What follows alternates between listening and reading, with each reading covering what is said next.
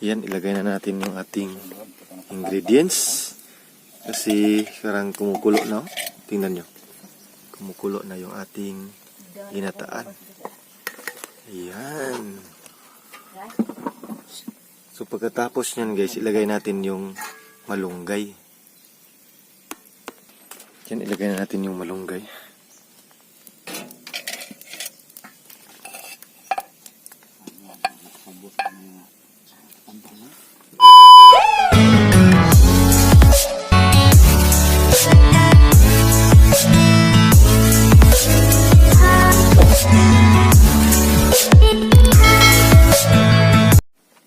Hello guys! Ayan, welcome back to my channel. So for today's video is mag-cooking outdoor tayo, no?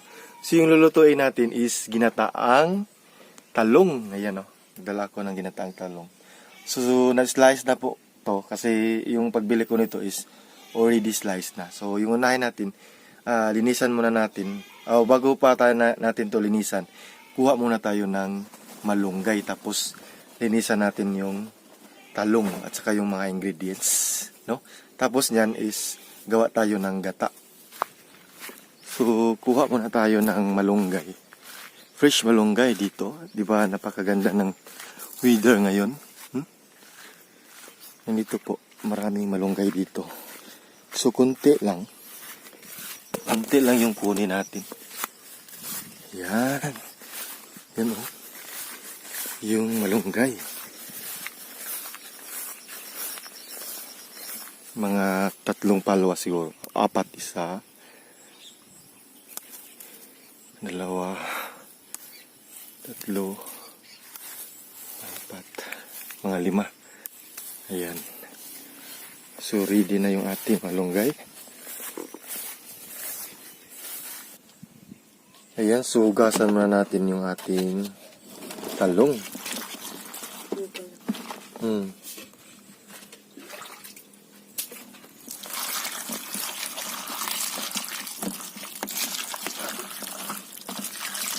At saka yung ating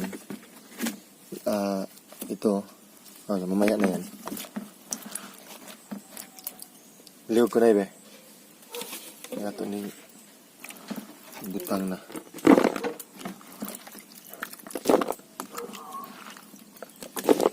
Ayan.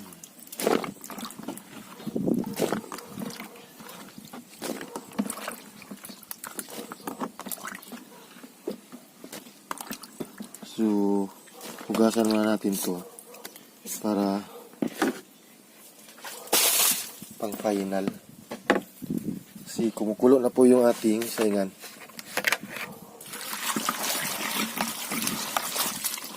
Ayan.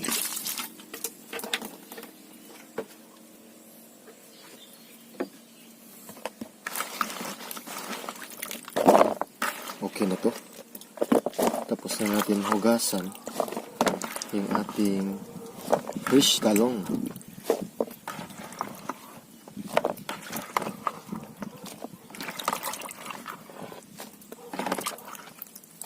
Ilagay na natin sa ating saingan guys kasi kumukulo na. Agay. Nahulog. Lug. Yan, kumukulo na po yung ating saingan. See? Kasi kailangan po talaga na palambutin yung ating talong bago lagyan ng ginataan, di ba? Lapuan sa nato, kadali. Madali lang to. Ayan.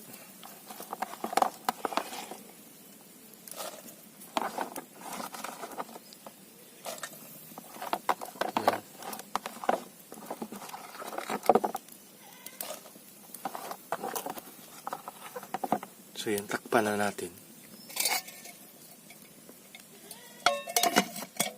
So ngayon, yung gagawin natin is linisan muna natin yung ating mga ingredients. Ayan, ito yung ating mga ingredients.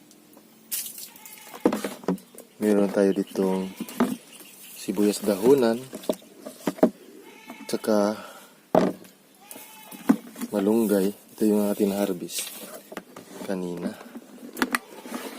Ayan.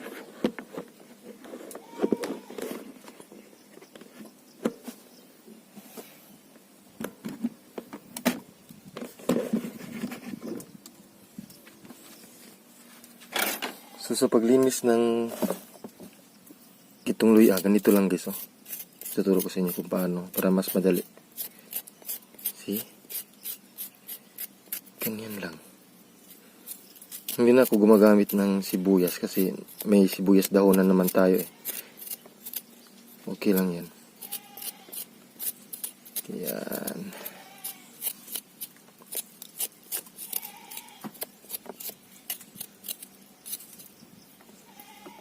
Yan, okay na yan.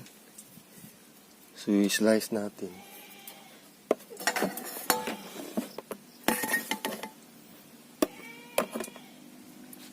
Saan yung ating kutsilyo? Ang may wagang kutsilyo ni Tatay Andres. So, pigain natin ito mamaya. So, next is yung sibuyas, dahonan. Tapos na po ito nahugasan. Yan. Yan.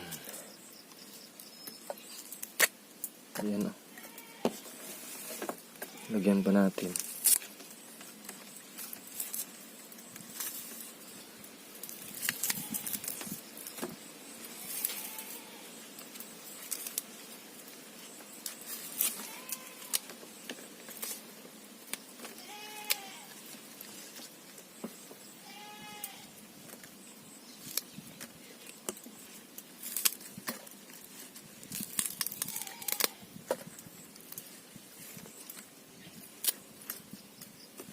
Tapos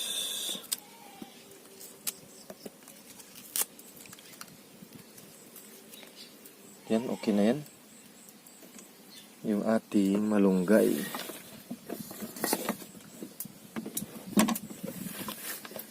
Organic malunggay. Kasi binito pag hagpat-hagpat lagi. Hagpatan kasi ito eh.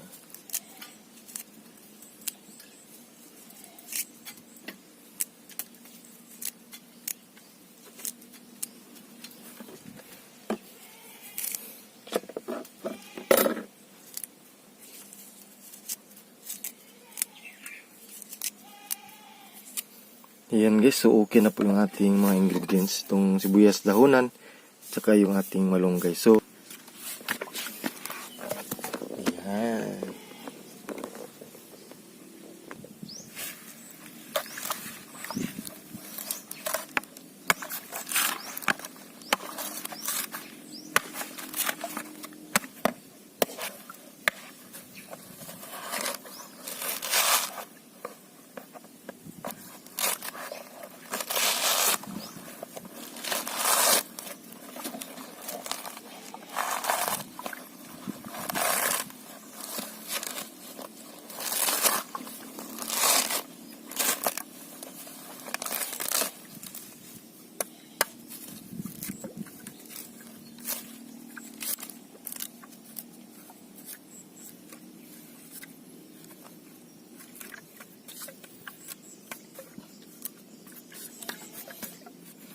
Nitohin na natin. Wow. Yan. So ngayon is kudkurin na natin.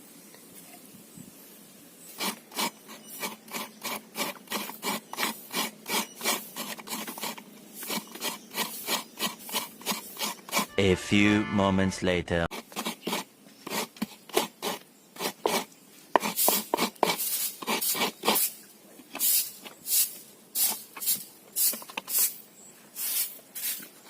Ayan, tapos na po. Ito na po yung ating ginataan.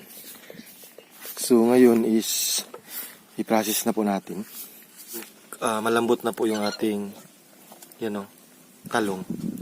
So kunin natin yan kasi kunin natin yung tubig niya.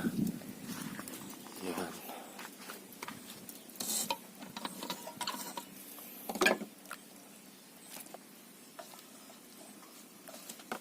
Ang init.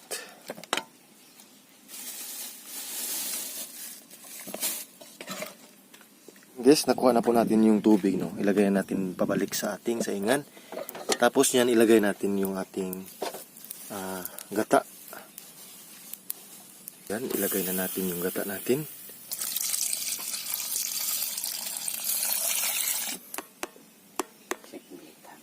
Yan, ilagay na natin yung ating ingredients. Kasi karang kumukulo na. Tingnan nyo. Kumukulo na yung ating ginataan. Ayan. So pagkatapos nyan guys, ilagay natin yung malunggay. Yan, ilagay na natin yung malunggay.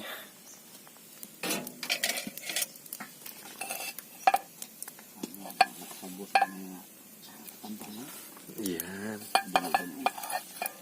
So, takpan na natin. Ayan, so lagay na natin yung asin para sa ating panimpla. Ayan, so luto na yung ating ginataang talong. Wow. So yan, so maraming salamat po talaga sa panonood. Keep safe always po and God bless everyone. Thank you. Ayan.